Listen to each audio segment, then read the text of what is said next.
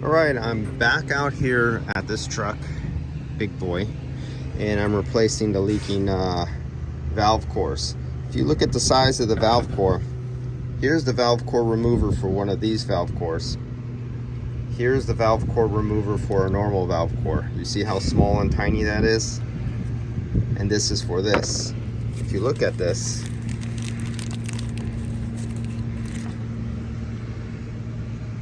the normal 1/4 inch valve core that is inside residential or commercial air conditioning system is only about 1/10 the size of the diameter of this. This has a ridiculous amount of airflow that could go through this thing.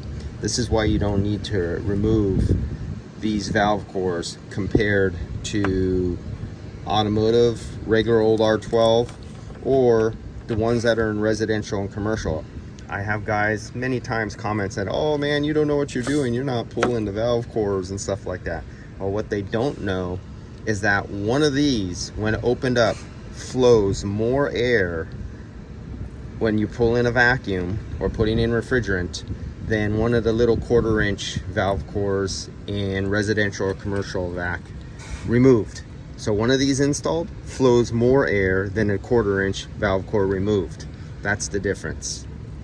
And so that's going up here in this little thing here. Let me climb up here.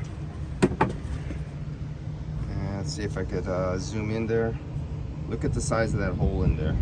That thing is massive. And you just can't compare these things to the ones that the guys in HVAC for residential or HVAC are for commercial refrigeration. There is no comparison. All right.